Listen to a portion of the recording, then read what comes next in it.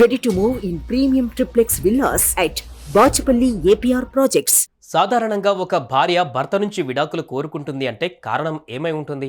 భర్త అదనపు కట్నం కోసం వేధిస్తుంటేనో, లేదంటే ఇక తరచూ తాగొచ్చి వేధింపులకు గురి చేస్తూ ఉంటేనో భర్త నుంచి విడిపోవాలి అనుకుంటుంది.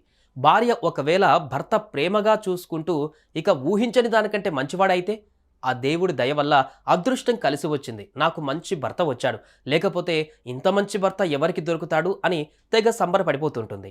కానీ ఇక్కడ మహిళ మాత్రం భర్త మంచోడు కావడమే పెద్ద సమస్యగా మారింది. చివరికి అతడికి విడాకులు ఇచ్చింది. ఇంతకీ ఆమె ఎవరు? అంత మంచి భర్త వల్ల ఆమెకు వచ్చిన సమస్య ఏంటో ఇప్పుడు చూద్దాం.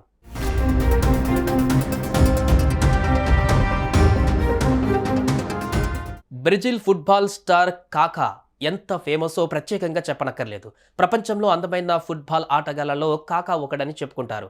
2002 ప్రపంచ కప్లో ఎంపికై కప్ సాధించడంలో ఆయన కీలక పాత్ర పోషించాడు. అదేవిధంగా 2006 ఫిఫా ప్రపంచ కప్లో కూడా ఆడాడు. అతను రొనాల్డినో వంటి వారితో పాటు అత్యంత ప్రముఖ సభ్యులలో ఒకడు.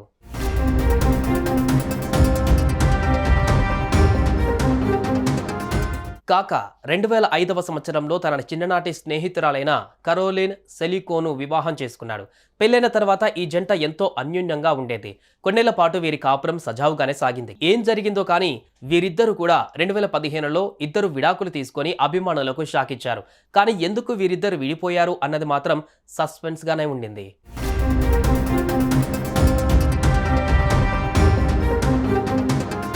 ఇక విడాకుల తర్వాత ఎవరి పర్సనల్ లైఫ్లో వారు ఉన్నారు. 2019లో కాకా బ్రెజిలియన్ మోడల్ కరోలినా డయాస్తో తన నిశ్చితార్థం చేసుకుంటున్నట్లు ప్రకటించారు. ఆ తర్వాత 2017లో రిటైర్మెంట్ తీసుకున్నారు. మరోవైపు కరోలిన్ సెలికో కూడా 2021లో ఎడ్వర్డ్ స్కార్పా జూలియావోను వివాహం చేసుకుంది. ఇక భర్త పిల్లలతో హ్యాపీగా ఉంటుంది.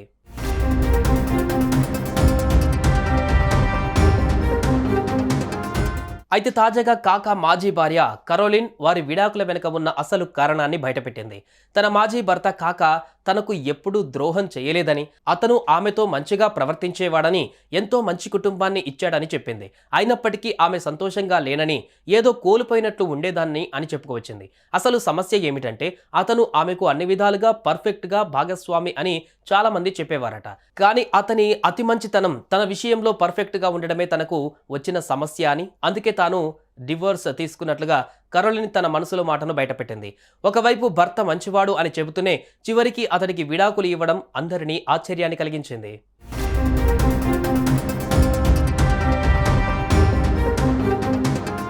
పెళ్లైన తర్వాత భర్త తనను వేధిస్తున్నాడని, చిత్రహింసలకు గురి చేస్తున్నాడని, తన భర్త మంచివాడు కాదని విడాకులు ఇస్తున్న నేటి రోజులలో తన భర్త ఎంతో మంచోడు అంటూనే విడాకులు ఇచ్చేసింది ఈ భార్య.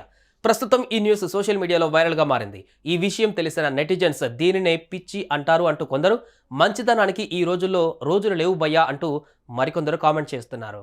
సుమన్ టీవీలో మీ పర్సనల్ అండ్ బిజినెస్ ప్రమోషన్స్ కోసం కింది నెంబర్కి కాంటాక్ట్ చేయండి.